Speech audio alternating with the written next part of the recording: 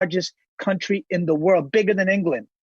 Our women are number one in small business creations at 87%. We saved the housing market at 68% last year. God damn it. Give me my equal opportunity. Give me my equal share of the fucking box office. Of representation. Yes. Yeah, I thought that was an interesting line because it's like it was sort of a throwaway line in the new movie in Critical Thinking, the film that you directed.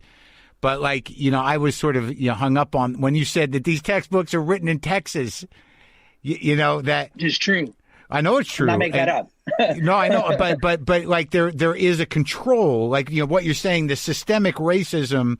It also has this profound effect on the Latino community. It's brown people in general, and that what the information these kids are getting in public schools is incredibly limited by design. And I thought, absolutely. Yeah, and I thought that was it controls power. It controls who if the hunter gets to tell the story, you're never going to hear the lion's side. Right. And we land people happen to be the lion's side because we didn't just get here. We've been here for 500 years. We discovered America. We found it. We built it. The British took it from us. The Americans took the Southwest. And before that, we were indigenous empires, the biggest in the world. Incas, Mayas, Aztecs, Comanche, Apache. And we're still contributing. Well, I'm sorry. I lived in New Mexico when I was a kid, and so I apologize. Oh, my God, New Mexico. I love New Mexico. Yo, it's all Democrat. No, it's beautiful. I was just there. I went up to. Beautiful I grew up in Albuquerque. I just went up to Taos for 4 days just to hang out and clear my fucking head, man. I can't take this shit. That's what everybody does out there. Everybody's always go to Taos to clear their head. Yeah, I didn't realize it was such a thing. When I was a kid, we go ski there, but I never went as a grown up. It's the first time I went as a grown up, and it was like, holy shit, this is beautiful. Yeah, when I grew up, clear headed. Right now, I'm all right. This morning wasn't great, but no, for anybody. Trust me. Yeah, I didn't have Taos, but I still wasn't clear headed. Yeah, but when I grew up, I think Albuquerque was like 60 or 70% Chicano, and it was just oh, wow. It was just that was what it was, man. I knew. Like I love when he said I was watching one of the oldies. That I think I was watching Spreaker and didn't you have a friend named Chewy? Yeah. You must have had some Chewy. There were some Chewies, man. Yeah. But that was usually because their last name was Archuleta, so it was Chewy. I love that name, Chewy, man. It's such a dope name. It's great. Such a Chicano flavor, yeah. For fucking sure, man. There's a Coke dealer who used to sell at the Comedy Store named Chewy. He used to wear a bowler hat, had a big black jacket. Chewy. Right. The little Chicano Chewy, look, man? The homie look. Yeah. You know the word homie comes from Chicano brothers in jail asking, what hometown are you from? Are you from my hometown? Are you my homeboy? That's where the word homeboy comes from. Oh, no shit. It was weird when I was growing up because like you grew up on the East Coast, so the it's a little different. Yeah. The spectrum of Latin is different. Like where I grew up, it's more Caribbean. Yeah, where I grew up, it was all Mexican, Latinos, and I was in high school when the shift from I think you're a little younger than me, I don't know, but I was in high school when the shift from disco to cholo happened. Like 77, everyone's wearing a leather jacket, platform shoes, feather hair, but by 1980, fucking button-up flannels, chinos, white T-shirt, bandanas, like everything fucking shifted. What do you think that was? What do you think that was? What do you think? I think it was. I think it was a movement in claiming Latino identity. I think that political. Yeah. Well, I mean, I just think it was some sort of reaction. I'm sure there's somebody that knows better than I do, but the lowrider thing. I mean, I saw the transition. There was a time where it was just like leather jackets and feathered hair and the fucking bell bottoms and shit, and then all of a sudden the cholo thing happened. It was like it was definitely activism. Yeah, but that's the same thing that was happening here. Although this side is definitely much more Caribbean and obviously Colombian, Cuban, Puerto Rican, Dominican, and Ecuadorians and Peruvians, we got a lot here too. But that happened. I remember the late 70s too. Like it was the disco scene. Everybody 3-piece suits and right. Yeah. And then all of a sudden, everybody started getting hip hop. It was the birth of hip hop in New York City too. In the BX, and everybody started changing. Everybody started wearing baggy clothes. Right. Same shit. Baggy T-shirts. Yeah. The baseball hats. Everyone got a little harder. Yeah. fronting, a little fronting. Right. And it was totally a different vibe and less cocaine, more weed, more guns, Oh yeah, it got a little tougher. Yeah. It must have been also linked up to stagflation, because that's also when that happened. The country was in terrible inflationary dire straits. Right. Yeah, man. And the economy was bad. And obviously the people who suffered the most are always black and brown people at the bottom. And that's where you that is the pop culture that you grew up in. Oh, yeah. I mean, disco to hip hop, that was my life. Trying to break dance, had my cardboard box that, I could barely spin, lift my hair out of my head. Almost dislocated my neck. When I broke dance, I broke things. That's how that came out. So did you ever get the hang of break dancing? I just look better for wear. No, you do. You look good, man. You're holding up. You're holding up. You really are. Brown don't frown. I watched. It was weird. Can you watch your old shit? Because I decided, I watched the new movie, Critical Thinking, which I liked, and I thought it was thank you. A noble undertaking to sort of share the story of those kids, because really, kind of disenfrangized, poor, noble. What do you mean noble? Well, I mean, noble. Sounded condescending. I'm sorry. No. I mean, to celebrate, the underdog, and to celebrate the underdog, in a sort of economically compromised way. These aren't characters you see all the time. So I meant noble in that it was good. Thank you. It was an important film for me because I love these feel good movies, and I think they're really important for us to have much more positive images of Latin people than negative.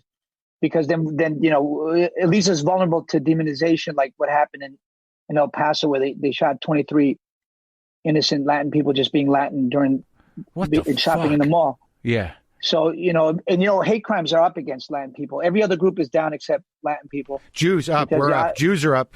Jews are up. Not as much as Latin people, but we don't want to compete for that. That's not.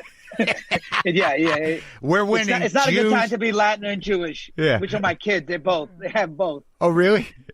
Yeah. My kids are half Jews, little Jewricans. Right. It's a beautiful mix. It's a great mix. No, for sure. Yeah. Yeah. So you thought it was important to tell this story. It's sort of it reminded me of those movies like Stand and Deliver. My favorite movie ever, man. I love that flick. Yeah.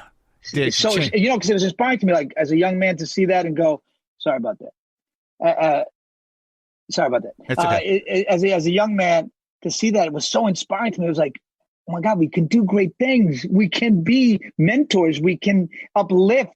And so to follow in those footsteps is such an honor for me, And I found this story of 5 Latin and Black kids from the ghettoest ghetto in Miami, over town, that in 1998, this teacher, Mary Martinez, made them regional champs all over Florida, kicked ass everywhere. And they had no supplies. In chess. Thank you. In chess. And then state champions, and then took them all the way to national champs in America. They won. Yeah. They won. Yeah. And it's a great underdog story because it breaks stereotypes. And, you're able to play Correct. you can play these kids who are sort of they're stuck in that world of trying to front a little bit, but they're innately intelligent and kind of nerdy, and they're chess geeks. Right. But they still live in this world of hardened criminals and poverty. And, I always like seeing that you did that in Spicorama too. I mean, the narrator of Spicorama, was a nerdy kid. And you don't make these associations all the time as that being part of the stereotype, and there's a vulnerability to it built in that is very engaging and endearing. Right, because there's a lot of ghetto nerds and a lot of gifted kids in our communities, street intellectuals. Yeah, they exist. I mean, that's what America doesn't understand, that there are millions of gifted kids in these communities that just never get to shine, never get, tapped on the shoulder by somebody, never get mentored, and they, wasted lives and wasted dreams. They get just, steamrolled or bullied or turned out by criminal culture. But I know, I mean, I was I was ignorant. I didn't know there were Black nerds until maybe 8 years ago, and it was so ridiculous, even with the existence of Urkel. So what did I just watched that documentary just by coincidence on Win Handman, and he seemed like an impressive guy that seemed to have some impact on you. Is that right? Oh yeah, he just passed of COVID. I know. 2 months ago. 98. Yeah, incredible. What a national treasure he was, and he was inspirational to me, to Eric Bogosian, to Denzel Washington, Alec Baldwin. All these great actors studied in his class, and he was instrumental in my beginnings. I brought Mama Mouth to his class, and he got a kick out of my crazy ass bringing all these costumes and doing all these crazy characters, and he would talk to me like he was interviewing, like he was David Susskind or something, talking to my characters, and we would have these weird conversations that the class would kind of be amused by, and then eventually I had these 5 characters, and he put it up in his theater. I mean, he didn't really put me up in his theater. He didn't totally believe in me, because he put me in the hallway, and it had to be done before the main stage show, and they had a platform and 70 fold-up seats that they would get rid of before the real show. Oh, so this was at the American Place Theater? American Place Theater. And then the Frank Rich Review came out, and then boom, the house was full of Sam Shepard, Arthur Miller, Olympia Dukakis, JFK Jr. It was incredible. To come see you? Yeah. Well, let me just go back. So you first started doing it in his class. So how do you go to an acting class and say, I want to take up the whole class with my 5 characters? I mean, why him, and what got you there? Yeah, that's the beauty of him. He was okay. I don't think any other teacher in America would have been okay, but we only did 1 character at a time, to be fair. So 1 character per class was allowed. Oh, okay. So next time I either bring it back or bring a different one, and that's how we built it in his classroom. Because it seems to me that between you and Eric, he was sort of instrumental in helping you in helping this form exist. Yes, he was instrumental in it, absolutely, because he believed in it. He loved it. I guess he was really old school, and he knew everything about every play. Noel Coward, Eugene O'Neill, Sam Shepard, whatever play you threw at him, he knew about it and knew how to make it work. He was a master. Yeah, and did he help you connect it all through a story, or was that you? Well, that one was everybody was connected geographically, not so much story wise. There was only two or three tiny little links. Oh, they were more separate. Yeah, but they were just in the same neighborhood, and they heard about each other. Yeah. Then when I got to Spikorama, it was a family. Right. And that's why that one became much more connected, because they were all talking about a wedding that they were going to. It had a little bit of a Rashomon technique. Yeah, it was. It holds up, It was funny. I mean, I watched it last night. I like to do that sometimes when I talk to dudes that have been around for a long time, or women, where it's just sort of like, I wonder what they were like when they were kids. And you're like, oh, there's video of it. Yeah. You got footage. Yeah, a lot of footage of them as kids. Yeah. You can't watch that shit. When was the last time you watched that stuff? Oh, no, I don't. Why would I watch it? What's the point of that? I'm moving. You know why I do it? You know why? Like, I know, but I've done it because they're in my mind. Sometimes as a performer, I think I don't even know who that guy was back then. Right. But then, you watch it. I watched shit from 1989 on Evening at the Improv, and I thought I didn't have no voice, I didn't have no point of view, I didn't know who I was, and then I watched it. I did. Yeah, I was me. What the fuck was I thinking? Why was I so hard on myself? Right. That is the. I think the point of it is, you go back and you look at yourself. Damn, I was so brutal on myself. I used to pound myself and go, I wasn't as bad as I thought. Because even though you're winning awards or you're on Broadway or whatever, getting Emmy nominated, you still don't believe it. I mean, right. You're still whoever you are to yourself. Even right. though you're holding an award, it doesn't really change how you look at yourself. It doesn't really. It didn't change me. I mean, I was still the same guy, even though I was nominated. I was like, I'm still me. I've still got my demons. I still, I'm always it's extra hard.